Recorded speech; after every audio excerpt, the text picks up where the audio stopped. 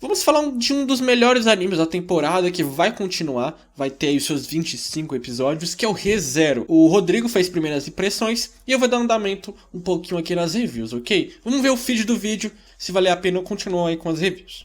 Dando um resumão sobre o que vinha acontecendo, o Subaru passou por maus bocados nos loops e agora o anime tá evitando entrar em loops novamente, e principalmente não tão cedo em um loop muito exaustivo. Mas os acontecimentos recentes podem mostrar que ele vai aprender a usar esse poder de voltar no tempo, ou digamos pro save game que ele tem. Tende a usar isso ao seu favor, porque aconteceu uma situação nesse episódio, ele quitaria, ele realmente gostaria de voltar, né, ou não sei, vamos ver a concepção dele, porque ele fez merda. Nesse último episódio vimos a continuação da disputa real, que não demonstrou mais nada depois, foi só falas ali um pouquinho sobre a bruxa e tal, mas o foco do episódio foi a gente ver o aperfeiçoamento entre a relação do Subaru com a Emília. Claro que aos custos da gente não ver algumas coisas da história que poderia ter sido mostrada, né, que o anime deu uma tampada ali. Mas, por exemplo, a gente entende o porquê que a Emília sofre um do preconceito, já que é aquela questão da bruxa, dela se parecer fisicamente, então a gente sabe que a bruxa provavelmente era uma elfa ou algo parecido com isso, e a Emília, ela tenta ali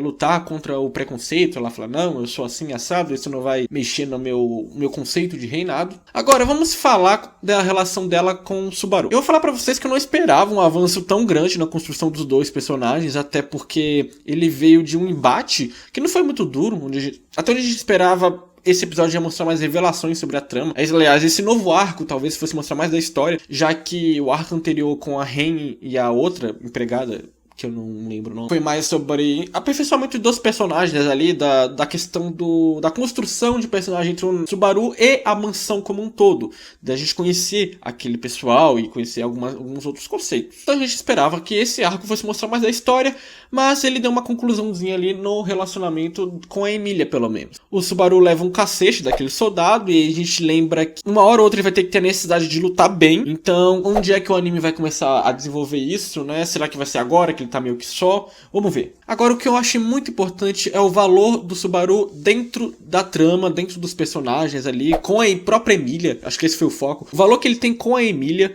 porque ele é questionado e a gente nunca teve ideia concreta ali que a Emília realmente sente algo por ele, talvez uma amizade, mas existe um carinho dela e existe uma paixão dele, mas a gente não sabe até onde esse carinho dela chega também a ser uma paixão. E o mais, o que é o Subaru pro reino ou pra história, né? Ele próprio se aceita como um Zé Ninguém ali, tipo, eu sou só um cara que achava que tinha sido invocado nesse mundo pra viver com o Loli e o Aifuzi, não é bem assim, eu não sei. Ele não pode expressar isso claramente, porque senão o coração dele aperta, aquele lance da bruxa, ou pelo menos da maldição, né? Eu tô supondo que é da bruxa. E aí nesse embate a gente vê que a Emília, ela tem um carinho pelo Subaru, que ela acha ele uma pessoa especial. Eu acho genial o diálogo onde ela diz que a Emília, que ele imagina, provavelmente deve ser muito excepcional, porque ela gosta dele incondicionalmente, entende ele sem ele precisar explicar nada, né? Foi um diálogo bem duro ali de dar um tapão na cara dele, e eu achei muito bom e era necessário. Porque a gente via que os personagens tinham um questionamento óbvio do porquê que ele ser daquele jeito, dele não falar, dele questionar tudo, porque o cara é da nossa realidade. E ela tá se irritando com isso, com essa falta de diálogo com ele na mente dela, e naquela concepção dela, ele não tem confiança o suficiente pra falar pra ela isso. Isso se junta pelo fato do episódio anterior ela ter ficado meio receosa com ele, porque ele chegou no salão lá do castelo com a concorrente dela. Tem aquela questão que a gente sabe que o dono lá da mansão, o Lorde, que parece um palhaço, que eu esqueci o nome, acha que ele pode ser um espião. E aí, né? Então, os conceitos dele como personagem ali dentro da historinha estão sendo questionados. E a reação dele ele não tem argumento, porque ele quebrou a promessa de ficar no hotel. Então ele dá mais um passo pra mostrar pra ela que ele não tem uma confiança nela e ela não tem por que ter uma confiança nele, mesmo ele tendo, né, feito vários sacrifícios. E é exatamente isso que acontece. Pra tentar provar que ele confia nela, que ele gosta dela, que ela tem que confiar nele, ele joga tudo na cara dela. Joga todos os acontecimentos, inclusive, né, os que não aconteceram, que ela não lembra, mas obviamente ele falou de forma sutil. E quando ele tenta expressar o motivo ou porquê o coração dele aperta e ele não consegue falar, e aí a Emília entende tudo e fala tipo, bom, assim não dá, então a gente vai se separar. E aí, meu amigo, naquela cena eu fiquei, putz, foi muito bom e me deixou mais ansioso para os próximos episódios. O motivo da Furries estar na seleção não foi algo besta, como, sei lá, ela ser uma bastarda, mas sim porque aquela pedra lá do dragão reagiu a ela. Talvez por isso que só tenha meninas na seleção, porque são as meninas que reagem. O poder da nação pareceu ser dividido entre nobres e militares, que aí são os cavaleiros.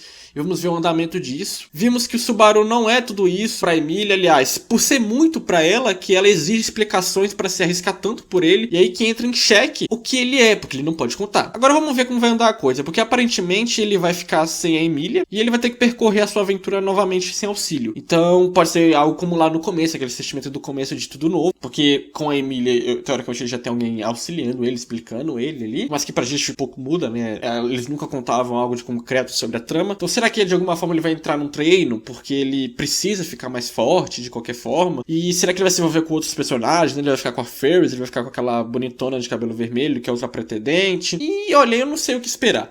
Realmente a narrativa de Re:Zero está me surpreendendo bastante, a história muito mais. Então tá um ótimo anime, eu tô acompanhando cada episódio assim, esperando coisa nova, e eu tô vendo coisa nova, tá mudando toda hora. Eu acho que o anime não precisa ter conceitos novos, ele só precisa dar uma chacoalhada na história, que isso já tá o suficiente, né? Porque é uma história muito propícia, ela é muito fácil de decair pra um slice of life. E se decair pra um slice of life, a gente pode ter uma divisão bruta ali na narrativa, que é uma narrativa meio que, né, tem um rumo muito intenso, tanto de diálogos quanto de acontecimentos. E é isso aí, gostou da review? E vocês acham que eu devo continuar com as reviews do anime? Bom, comenta aí, se inscreve no canal, claro, dê o joinha e curte lá a page do HCTV, beleza? Pra ficar por dentro de mais reviews. Eu contei com a opinião de vocês sobre o próprio episódio.